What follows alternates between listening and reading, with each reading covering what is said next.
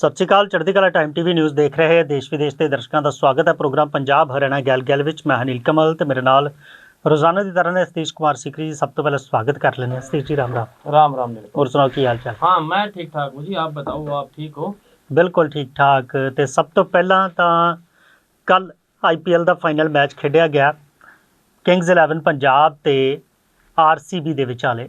RCB ਨੂੰ ਜਿੱਤ ਦੀ ਵਧਾਈ ਤੇ ਨਾਲ ਦੀ ਨਾਲ ਪੰਜਾਬ ਨੂੰ ਵੀ ਇਸ ਦੇ ਵਿੱਚ ਵਧਾਈ ਹੈ ਕਿਉਂਕਿ ਬਹੁਤ ਜੁਝਾਰੂ ਤੌਰ ਤੇ ਉਹ ਲੜੇ। ਹਾਲਾਂਕਿ ਟੀਚਾ ਜਿਹੜਾ ਸੀਗਾ ਉੱਥੋਂ ਜ਼ਰੂਰ 6 ਰਨ दूर ही रह गई, पर बिल्कुल पूरी जान दे नाल सारे खिडारी खेडे। जित दे लई IPL ਦੀ ਇਸ ਟਰਾਫੀ ਦੇ ਲਈ RCB ਨੂੰ ਵੀ ਵਧਾਈ ਤੇ ਨਾਲ ਦੀ ਨਾਲ ਪੰਜਾਬ ਦੀ ਟੀਮ ਨੂੰ ਵੀ ਵਧਾਈ ਹੈ ਜਿਨ੍ਹਾਂ ਨੇ ਚੰਗੇ ਤਰੀਕੇ ਨਾਲ ਖੇਡਿਆ ਤੇ ਇਸ ਮੈਚ ਨੂੰ ਅੰਤ ਤੱਕ ਉਸ ਰੋਮਾਂਚ ਤੱਕ ਬਣਾਈ ਰੱਖਿਆ ਤੇ ਜਿੱਤ ਦੇ ਲਈ ਖੇਡ ਰਹੇ। ਹਾਲਾਂਕਿ ਕਹਿੰਦੇ ਨੇ ਕਿ ਕ੍ਰਿਕਟ ਜਿਹੜਾ ਹੈਗਾ ਉਹ परिस्थितियां ਦਾ ਖੇਡ ਹੈ, ਕਿਸੇ ਵੇਲੇ ਵੀ ਕੁਝ ਵੀ ਹੋ ਸਕਦਾ, ਪਰ ਖਿਡਾਰੀ ਜਿਹੜੇ ਨੇ ਉਹ ਖੇਡ ਦੀ ਭਾਵਨਾ ਦੇ ਨਾਲ ਖੇਡੇ। ਇਸ ਦੇ ਲਈ RCB ਨੂੰ ਤੇ ਪੰਜਾਬ ਦੋਨਾਂ ਨੂੰ ਜਿਹੜੀ ਹੈਗੀ ਹੈ ਉਹ ਵਧਾਈ ਹੈ। ਤਾਂ ਹੁਣ ਆਪਣੀਆਂ ਖਬਰਾਂ ਦੇ ਵੱਲ ਅੱਗੇ ਵਧਦੇ ਹਾਂ। ਸਿੱਧੀ ਸਭ ਤੋਂ ਪਹਿਲਾਂ ਤਾਂ ਗੱਲ ਆਪਾਂ ਸਕੂਲਾਂ ਦੀ ਕਰ ਰਹੀ ਹੈ।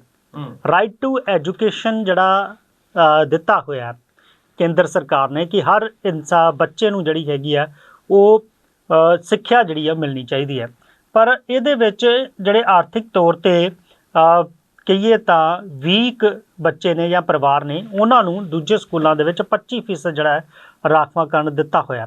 ਇਸ ਨੂੰ ਲੈ ਕੇ ਜਿਹੜਾ ਹੈਗਾ ਉਹ ਹੁਣ ਚੰਡੀਗੜ੍ਹ ਦੇ ਵਿੱਚ ਇੱਕ ਫੈਸਲਾ ਆਇਆ। ਕੀ ਕੁਝ ਫੈਸਲਾ ਹੈਗਾ 25% ਜਿਹੜੇ ਬੱਚੇ ਆਰਥਿਕ ਤੌਰ ਤੇ ਕਮਜ਼ੋਰ ਨੇ ਜਿਨ੍ਹਾਂ ਨੂੰ ਦਾਖਲੇ ਨੂੰ ਲੈ ਕੇ ਹੈਗੇ ਆ ਉਹਦੀ ਸਰਕਾਰ ਜਿਹੜੀ ਹੈਗੀ ਆ ਉਹ ਫੀਸ ਅਦਾਇਗੀ ਕਰੇਗੀ। ਇਸ ਨੂੰ ਲੈ ਕੇ ਕੀ ਕੁਝ ਮਾਮਲਾ ਹੈ? देखो नील कमल जी, RTE के तहत जो है 25% का जो कोटा है स्कूलों में वो आर्थिक रूप से कमजोर बच्चों को दाखिले का है, उनको दाखिला मिला है। उसकी फीस कहाँ से आएगी? अब मुद्दा ये था पीछे क्या हुआ था, चंडीगढ़ में प्रशासन ने 2 स्कूलों की मान्यता रद्द कर दी थी किसी मुद्दे को लेकर, और मैं दोनों के दोनों स्कूल चले गए कोर्ट में, और कोर्ट में तो सबकी सुनवाई हो गई। कोर्ट में एक बात कही गई भी RTE के तहत सभी निजी गैर अल्पसंख्यक स्कूलों को 25% जो EWS है, EWS है, इकोनॉमिकल वीकर सेक्शन, इनके बच्चों को सीटों पर दाखिला देना जरूरी है। अगर इसमें कोई दिक्कत है, उन्होंने उसकी जो है योग्यता पर दिक्कत है, अभी बच्चे इस कैटेगरी में नहीं आंदा, तो वो प्रशासन को इसका अधिकार है और प्रशासन जो है उसकी बात की छानबीन जरूर कर देगा। अब मामला ये चंडीगढ़ का है। हाईकोर्ट ने इसमें आदेश दिए, पंजाब हरियाणा हाईकोर्ट में चंडीगढ़ के EVS के दाखिले की फीस जो है वो सरकार देगी। हाईकोर्ट के फैसले में संत कबीर और विवेक हाई स्कूल को जो है राहत मिली। ये दोनों स्कूल जो है कोर्ट में चले गए थे क्योंकि प्रशासन ने मान्यता रद्द करने का मामला है। शिक्षा के अधिकार को लेकर RTE को लेकर यह अहम फैसला बताया जाएगा, क्योंकि एक फैसले ने उठाएगा फिर दूसरे तरीके से भी उसको यूज कर जाओगे। फलानी कोर्ट ने ये फैसला दे रखा, बिल्कुल मेरे पे भी लागू होना चाहिए, तो न्यू कह सका कि इस फैसले से इस कैटेगरी में आने वाले सारे के सारे स्कूलों को फायदा होगा, लाभ मिलेगा, प्रभावित होंगे। ये फैसला जो है Punjab and Haryana high court का है। अब कोर्ट ने कहा है कि निजी गैर अल्पसंख्यक स्कूलों को, जो स्कूल चंडीगढ़ की बात है 1996 नीति से पहले जिसको चंडीगढ़ की ओर से जमीन दी गई है, आर्थिक रूप से कमजोर वर्ग EVS के तहत 25% फीस की भरपाई पाने के वे स्कूल अधिकार रखते हैं, उनको हक है लेने का। न्यायाधीश हरसिमरन सिंह सेठी ने इस फैसले को जो है उस फैसले को रद्द कर दिया जिसमें प्रशासन ने इन स्कूलों की मान्यता रद्द कर दी। अब कोर्ट ने प्रशासन की दलील को खारिज कर दिया और 1996 की नीति के तहत केवल 10% दाखिले की फीस लौटाई जा सकती है। RTE कानून पर जो है वो नहीं चल सकती 1996 की नीति। RTE जो कानून है उसमें 1996 की नीति जो है वो नहीं चल सकती, और निजी गैर अल्पसंख्यक स्कूल जो है 25% सीटों पर गरीबों को दाखिला देने वाले गैर अल्पसंख्यक स्कूलों की फीस की जो भरपाई है उसके ये हकदार है, और यह भरपाई इनको मिलनी चाहिए सरकार से। मिलनी चाहिए। कोर्ट ने कहा है कि आरटी के तहत सभी निजी गैर अल्पसंख्यक स्कूलों को 25% का जो कोटा है उसमें दाखिला देना तो बड़ा जरूरी है। दाखिला देना पड़ेगा, रोड़ा था फीस का। अब प्रशासन को निर्देश दिया गया है कि वो जो पात्र विद्यार्थी की सूची है वो जो है इनको भेजे। यदि स्कूल ने पात्रता पर आपत्ति है, फैसले पर भी पात्रता का जो सूची आई है उसमें जो कोई बच्चा ऐसा लगा भाई नहीं उस लेवल का है ना, या उसमें कोई गड़बड़ लगा, तो प्रशासन से वो अपील करेगा, वो उसमें अंतिम होगा उसका फैसला जो प्रशासन देगा। और चंडीगढ़ के स्कूलों को इस बात से, कोर्ट के इस फैसले से राहत जरूर मिली है उन स्कूलों को जो गैर अल्पसंख्यक जिनको 1996 से पहले जो है जमीन दी गई थी ईवीएस सीटों में, वो भरपाई के हकदार हैं। और स्कूलों को आर्थिक, इससे स्कूलों का जो आर्थिक बोझ है वो कम होगा। जब पैसा जो है सरकार उनको देगी तो उनका बोझ होगा और शिक्षा के अधिकार कानून का ठीक तरह से ये लागू हो सकता है। तो ये कोर्ट का फैसला था, स्कूलों के लिए बड़ा अहम फैसला था। 2 स्कूल जो है इससे कोर्ट में चले गए थे, प्रशासन ने उनकी मान्यता रद्द करी होगी। बिल्कुल है, ਜਿਹੜੀ ਫੀਸ ਹੈ ਹੁਣ ਉਹਨੂੰ ਸਰਕਾਰ ਜਿਹੜਾ ਹੈਗਾ ਬੋਝ ਸਰਕਾਰ ਨੂੰ ਚੁੱਕਣਾ ਪਵੇਗਾ। ਜਿਹੜੇ 1996 ਦੀ ਗੱਲ ਕੀਤੀ ਜਾ ਰਹੀ ਹੈ ਉਹਦੇ ਵਿੱਚ ਕਿਹਾ ਗਿਆ ਕਿ ਪੂੰਜੀ ਵਿਕਾਸ ਤੇ ਮਿਨੀਮਮ ਦੇ ਜਿਹੜਾ ਕਾਨੂੰਨ ਹੈਗਾ ਉਹਦੇ ਤਹਿਤ ਉਹ ਜਦੋਂ ਜ਼ਮੀਨ ਦਿੱਤੀ ਗਈ ਸੀਗੀ, ਪਰ ਕੇਂਦਰ ਸਰਕਾਰ ਦਾ ਜਿਹੜਾ ਕਾਨੂੰਨ ਹੈਗਾ ਆ ਰਾਈਟ ਟੂ ਐਜੂਕੇਸ਼ਨ, ਇਹ ਜਿਹੜਾ ਹੈਗਾ 1996 ਵਾਲਾ ਉਹ ਉਹਦੇ ਤੋਂ ਉੱਤੇ ਨਹੀਂ ਹੈਗਾ, ਕਿਉਂਕਿ ਅਧਿਕਾਰ ਸਾਰਿਆਂ ਨੂੰ ਹੈਗਾ ਆ ਸਿੱਖਿਆ ਲੈਣ ਦਾ। ਇਸ ਕਰਕੇ ਚਾਹੇ ਕੋਈ ਕਹੀਏ ਆਰਥਿਕ ਤੌਰ ਤੇ ਕਮਜ਼ੋਰ ਹੈਗਾ, ਉਸ ਨੂੰ ਵੀ ਸਿੱਖਿਆ ਦਾ ਉਨਾ ਹੀ ਅਧਿਕਾਰ है। नीलकमल जी, कई बार ना सरकार यूं कहता भाई हमने तेरे को जमीन दे रखी और तुझे ये काम करना पड़ेगा। अब कोर्ट ने कहा भी जिन्होंने 1996 से पहले जमीन मिल रही है उन्होंने, उन पर जो है ये बात ऐसे नहीं होती, लागू नहीं होती, और उनको जो है वो उस फीस को पाने के हकदार हैं। पर हुण ਉਹ ਭਰਪਾਈ ਜਿਹੜੀ ਹੈਗੀ ਆ ਸਰਕਾਰ ਕਰੇਗੀ। ਬਿਲਕੁਲ ਸਤੀਸ਼ ਜੀ, ਇਹ ਗੱਲ ਫੈਸਲੇ ਦੀ ਕੋਰਟ ਦੀ ਆਪਾਂ ਗੱਲ ਕੀਤੀ ਹੈ ਤੇ ਕੋਰਟ ਦਾ ਇੱਕ ਅਹਿਮ ਫੈਸਲਾ ਆਇਆ ਆ। ਉਹ 8 ਸਾਲ 11 ਮਹੀਨੇ ਦੀ ਜਿਹੜੀ ਇੱਕ ਬੱਚੀ ਸੀਗੀ ਉਸ ਦੇ ਨਾਲ ਜਬਰ ਜਨਾਹ ਹੋਇਆ ਸੀਗਾ। ਉਸ ਮਾਮਲੇ ਦੇ ਵਿੱਚ ਦੋਸ਼ੀ ਨੂੰ ਚੰਡੀਗੜ੍ਹ ਦੀ ਅਦਾਲਤ ਨੇ ਫਾਂਸੀ ਦੀ ਸਜ਼ਾ ਸੁਣਾਈ ਹੈ। ਤਾਂ ਇਹ ਜਿਹੜੇ ਫੈਸਲੇ ਨੇ ਇਹਨਾਂ ਨੂੰ ਸਤੀਸ਼ ਜੀ ਦੇਖਿਆ ਜਾਵੇ ਤਾਂ ਅੱਜ ਵੀ ਜਿਹੜੇ ਅਪਰਾਧ ਨੇ ਉਹ ਛੋਟੇ ਬੱਚਿਆਂ ਦੇ ਨਾਲ ਉਸ ਪੱਧਰ ਤੇ ਹੁੰਦੇ ਨੇ।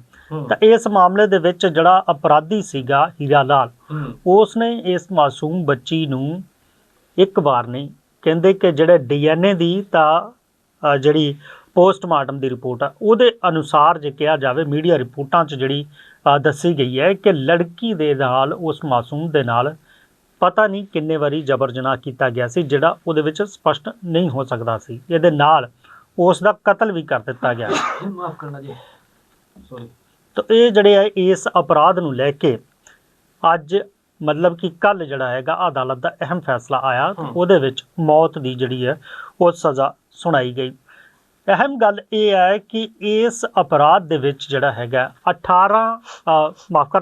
16 ਮਹੀਨਿਆਂ ਦੇ ਵਿੱਚ ਜਿਹੜੀ ਹੈਗੀ ਫਾਸਟ ਟਰੈਕ ਅਦਾਲਤ ਨੇ ਪੂਰੀ ਕਾਰਵਾਈ ਕੀਤੀ, ਕੇਸ ਨੂੰ ਸੁਣਿਆ ਤੇ 16 ਮਹੀਨਿਆਂ ਦੇ ਵਿੱਚ ਜਿਹੜਾ ਹੈਗਾ ਉਹ ਫੈਸਲਾ ਦੇ ਦਿੱਤਾ ਗਿਆ। ਤਾਂ ਬਹੁਤ ਸਾਰੇ ਮਾਮਲੇ ਸਤੀਸ਼ ਜੀ ਇੱਦਾਂ ਦੇ ਹੁੰਦੇ ਨੇ ਜਿਨ੍ਹਾਂ ਦੇ ਵਿੱਚ ਅਕਸਰ ਕਈ ਸਾਲ ਫੈਸਲਿਆਂ ਨੂੰ ਲੱਗ ਜਾਂਦੇ ਨੇ। ਇਹੀ ਕਾਰਨ ਸੀਗਾ ਕਿ ਜਦੋਂ ਨਿਰਭਇਆ, ਦਿੱਲੀ ਦੇ ਵਿੱਚ ਨਿਰਭਇਆ ਕਾਂਡ ਹੋਇਆ ਸੀਗਾ, ਉਸ ਨੇ ਪੂਰੇ ਦੇਸ਼ ਨੂੰ ਝਕਝੋਰ ਕੇ ਰੱਖ ਦਿੱਤਾ ਸੀ। ਹਾਲਾਂਕਿ ਉਸ ਤੋਂ ਬਾਅਦ ਵੀ ਸਖਤ ਕਾਨੂੰਨ ਬਣੇ, ਫਾਸਟ ਟਰੈਕ ਅਦਾਲਤਾਂ ਬਣੀਆਂ, ਉਸ ਦੇ ਮਾਮਲੇ ਦੇ ਵਿੱਚ ਵੀ ਦੋਸ਼ੀਆਂ ਨੂੰ ਜਿਹੜੀ ਹੈਗੀ ਆ ਫਾਂਸੀ ਦੀ ਸਜ਼ਾ ਵੀ ਦਿੱਤੀ ਗਈ। ਲੇਕਿਨ ਉਸ ਮਾਮਲੇ ਦੇ ਵਿੱਚ ਵੀ ਲੰਬੀ ਟਰਾਇਲ ਚੱਲਣ ਤੋਂ ਬਾਅਦ, ਹੋਰ ਕਾਨੂੰਨੀ ਲੜਾਈ ਤੋਂ ਬਾਅਦ 8 ਸਾਲ ਬਾਅਦ ਜਿਹੜਾ ਹੈਗਾ ਉਹ ਕਹੀਏ ਤਾਂ ਇਨਸਾਫ ਮਿਲਿਆ ਸੀਗਾ। ਪਰ ਇਸ ਮਾਮਲੇ ਦੇ ਵਿੱਚ ਜਿਸ ਤਰ੍ਹਾਂ ਦੀਆਂ ਟਿੱਪਣੀਆਂ ਅਦਾਲਤ ਨੇ ਵੀ ਕੀਤੀਆਂ, ਉਹਨਾਂ ਕਿਹਾ ਕਿ ਇਹ ਜਿਹੜਾ ਹੈਗਾ ਸਭ ਤੋਂ ਕਹੀਏ ਤਾਂ ਘਿਨੌਣਾ ਅਪਰਾਧ ਸੀਗਾ। ਇਸ ਤਰ੍ਹਾਂ ਦੇ ਜਿਹੜੇ ਅਪਰਾਧ ਨੇ ਉਹਨਾਂ ਨੂੰ ਖਤਮ ਕਰਨ ਲਈ ਸਖਤ ਤੋਂ ਸਖਤ ਸਜ਼ਾ ਜਿਹੜੀ ਹੈ ਉਹ ਮਿਲਣੀ ਚਾਹੀਦੀ ਹੈ। ਇਸ ਵਿਅਕਤੀ ਨੇ ਕੀ ਕੀਤਾ ਸੀਗਾ ਕਿ ਉਸ ਲੜਕੀ ਨੂੰ ਨਾ ਸਿਰਫ ਆਪਣੀ ਹਵਸ ਦਾ ਸ਼ਿਕਾਰ ਬਣਾਇਆ, ਬਲਕਿ ਉਸ ਨੂੰ ਹੱਲੋ ਮਾਜਰਾ ਦੇ ਵਿੱਚ ਹੀ ਕੂੜੇ ਦੇ ਇੱਕ ਢੇਰ 'ਤੇ ਸਿੱਟ ਦਿੱਤਾ, ਜਿਸ ਤੋਂ ਬਾਅਦ ਫਿਰ ਉਸ ਦੀ ਜਿਹੜੀ ਹੈ ਮ੍ਰਿਤਕ ਦੇਹ ਬਰਾਮਦ ਹੋਈ ਸੀ। ਪਰ ਅੱਜ ਵੀ ਇਸ ਜਿਹੜੀ ਹੈ ਕਹੀਏ ਤਾਂ ਉਸ ਪਰਿਵਾਰ ਨੂੰ, ਉਸ ਲੜਕੀ ਨੂੰ, ਬੱਚੀ ਨੂੰ ਇਨਸਾਫ ਜ਼ਰੂਰ ਮਿਲਿਆ ਹੈ। ਪਰ ਅੱਜ ਵੀ ਜਿਹੜੇ ਨੇ ਬਹੁਤ ਸਾਰੇ ਮਾਮਲੇ इस तरह के या फिर जबर जनाह के वो अदालतों के विच लगे हुए हैं। जिस तरह फास्ट ट्रैक अदालत ने यह फैसला किया 16 महीनों के विच इंसाफ की उम्मीद वजी तो दोषी नूं जिहड़ा हैगा फांसी की सज़ा सुनाई गई है। तो इस तरह इन्हां मामलों के विच कहीए तो जल्द तो जल्द इंसाफ की जिहड़ी हैगी व्यवस्था होनी चाहिए है। अज भी कहीए तो अदालतों के विच सतीश जी बेशक मामला जिहड़ा मर्जी होवे उहदे विच बहुत लंबा खजल खुआर होना पैंदा। तो फिलहाल बहुत दिल नूं कहीए तो ये उस वेले की घटना सीगी जिहड़ी कि झकझोर देण वाली सीगी। एक मासूम बच्ची नूं जबर जनाह अपनी हवस का शिकार बनाने तो बाद उसका बेरहमी दे नाल जिहड़ा हैगा वो कतल कर दिता गया। यही नहीं, उस लड़की के शरीर ते कहंदे कि 9 तो ज़्यादा सट्टां दे निशान सीगे ते बयान नहीं किया जा सकता उस हादसे नूं जिहड़ा हैगा। पर कहीए तो फास्ट ट्रैक अदालतों की जरूरत हैगी है जिहड़ियां इस तरह के कानूनी अपराध के दोषियों नूं सज़ावां दे सकण। तो ये गल सतीश जी आप अपराध की कीती है। गल जे आप हरियाणे वाल आईए तो ये भी गल आप चर्चा कर रहे सीगे कि हुण हरियाणा च भी जिहड़ा हैगा वो अपराध बड़े पद्धर ते वधन लग पिया है।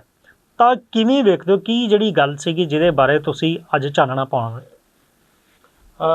नीलकमल जी, कल जब खबर पढ़ रहे थे हम्म, तो हरियाणा के करनाल में 2 घटनाएं हुई कल और परसों।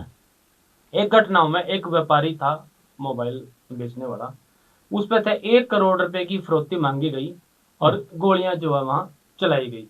मामला पुलिस तक चला गया। जो विधायक है जगमोहन आनंद वो भी बीच में आए और उन्होंने बात कही कि इंसाफ होगा और जल्दी उनको पकड़ा जाएगा।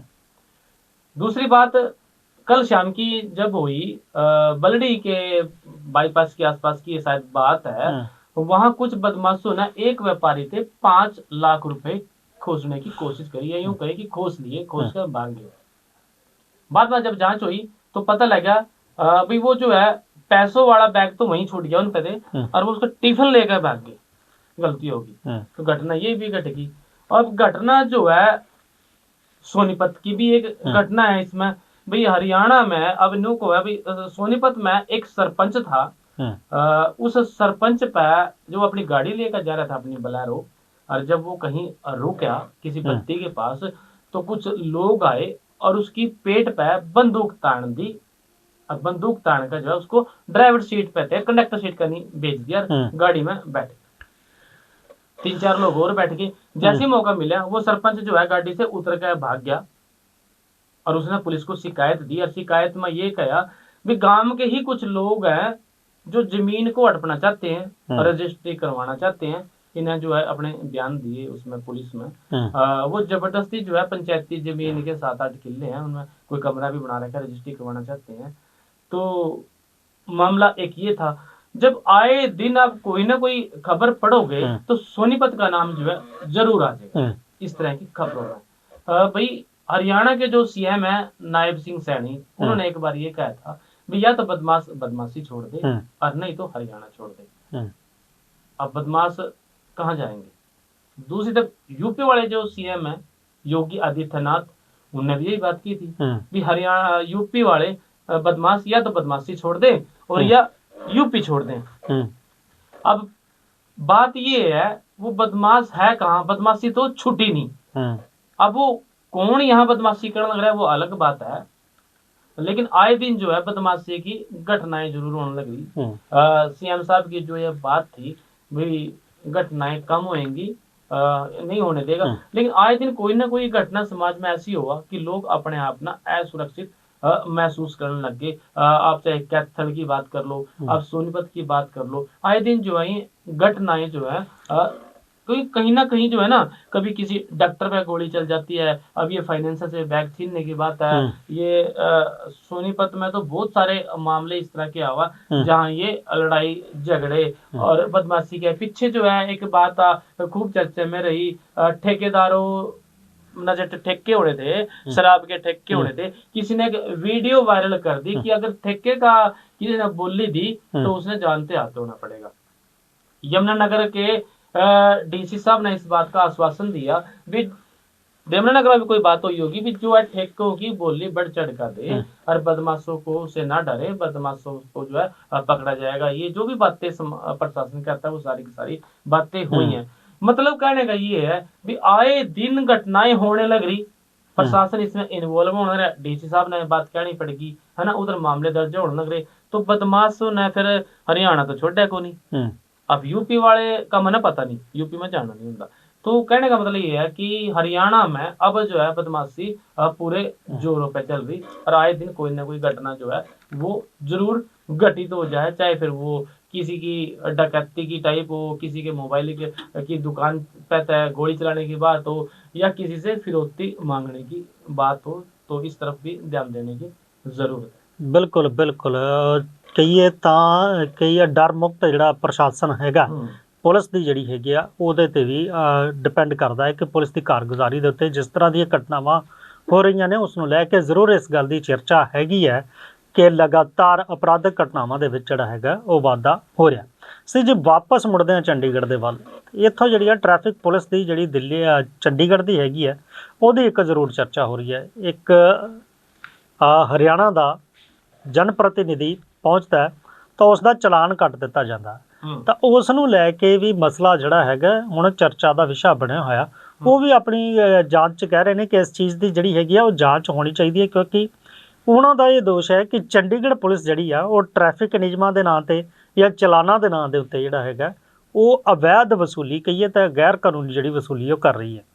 हाँ बिल्कुल, ये जो है आरोप लगाया, ये टोहाना पंचायत समिति का अध्यक्ष था सुरेंद्र कुमार, और सुरेंद्र कुमार जो है 30 मई 2025 ने अपनी पत्नी के साथ चंडीगढ़ आया था अपने किसी काम पे, पासपोर्ट का कोई काम था शायद उसका। इसकी जो हमने सोशल मीडिया पे खबर पढ़ी थी, उसी खबर के आधार पर हम आपसे ये बात करने लग रहे हैं। और उसमें जो है इसने आरोप लगाया कि जब वो गाड़ी लेके आया था आलू माजरा चौक पे, उसकी गाड़ी को रोक लिया और पुलिस वाले ने कहा भी तेरी गाड़ी पे लाल और नीले स्टिकरों की बात करी, बम्पर पे लाइटों की, फिर इनका चलान होएगा। गाड़ी किसी और की लेके आ रहा था, उसके पास अपनी गाड़ी उपलब्ध नहीं थी। वो इसके टायर भी जो है बाहर निकले हुए हैं, तो इनका तेरा चलान बनता है 20,000 रुपये का, और 20,000 रुपये का चलान होएगा इसका। तो बात उनकी सेटलमेंट आएगी भाई 10,000 रुपये दे दे, बयान के आधार पर बात करे सुरेंद्र ने, जो सोशल मीडिया पर हमने खबर पढ़ी उसमें उन्होंने कहा भी 10,000 रुपये दे दे कैश। और जो सुरेंद्र था वो कहने लगा मेरे पास कैश है नहीं, मेरे पास है सिर्फ 2,000 रुपये। तो अब आरोप ये है कि उसने वो 2,000 रुपये मेरे से कैश ले लिए और 500 रुपये कराए गूगल पे और 500 रुपये का कर दिया चलान। चलान हो गया। इस सुरेंद्र ने, इसे कोई जानकार डीएसपी होगा या कहीं से कोई फोन नंबर दिया होगा चंडीगढ़ पुलिस के किसी डीएसपी को, इसमें खबर में लिखा हुआ था कि किसी को इसने फोन कराया कि मेरे साथ ऐसे ऐसे करके हो गया, सुनवाई कुछ हुई नहीं। अब इसने जो है मांग करी, उच्च अधिकारियों से जांच की मांग करी भी इस मामले की जांच की जाए उच्च स्तर पर। भी चंडीगढ़ पुलिस में ऐसा होने लग रहा है। चंडीगढ़ पुलिस ट्रैफिक कंट्रोल के मामले में नंबर 1 मानी जावा। जैसे ही आप चंडीगढ़ में एंट्री करोगे, आप जो अपने बेल्ट भी लगा ले हो, स्पीड लिमिट में भी चलते हो, टाइम पर वो नशा विरोधी शराब पी के गाड़ी ना चलाए, उसके नाके भी लगा हुआ है। तो इसका आरोप ये है भी कानून को लागू करने की एवज में चंडीगढ़ पुलिस ने पैसे की अवैध वसूली करी। ये कथित आरोप है इस सुरेंद्र का, और अब इसकी मामले की छानबीन होगी और दूध का दूध और पानी का पानी जो है वो सामने आ जाएगा। बात ये कही भी मैं एक जनप्रतिनिधि हूँ, जनप्रतिनिधि होने के नाते मैं दाएं बाएं बात करना भी जानता हूँ, पुलिस से बात करने का व्यवहार का तरीका भी एक आम आदमी हो सकता है उस लेवल पे बात ना करे। इसने जो बात कही भी जनप्रतिनिधि होने के बावजूद भी मेरे साथ वसूली मेरे से कर ली, तो आम आदमी ने कैसे बख्शते होंगे। तो बात बड़ी गंभीर है और फिलहाल जो है ये चर्चा का विषय है, इसमें जो है जांच जरूर होगी और होनी भी चाहिए, क्योंकि एक मछली जो है सारे तालाब को गंदा करता, तालाब कभी भी गंदा नहीं होता। बिल्कुल, सिटी ब्यूटीफुल ਦੇ ਨਾਮ ਨਾਲ ਚੰਡੀਗੜ੍ਹ ਨੂੰ ਜਾਣਿਆ ਜਾਂਦਾ ਤੇ ਇੱਥੇ ਦੀ ਪ੍ਰਸ਼ਾਸਨਿਕ ਵਿਵਸਥਾ ਕਹੀਏ ਤਾਂ ਸੁਰੱਖਿਆ ਦੇ ये ਲਿਹਾਜ਼ clear ਨਾਲ कर दूं, ਜਿਹੜੀ मैं ਹੈ clear ਗੱਲ कर ਕੀਤੀ दूं। ਜਾਂਦੀ ਹੈ। ये क्लियर कर दूं मैं, ये बात जो है ट्रैफिक पुलिस की है।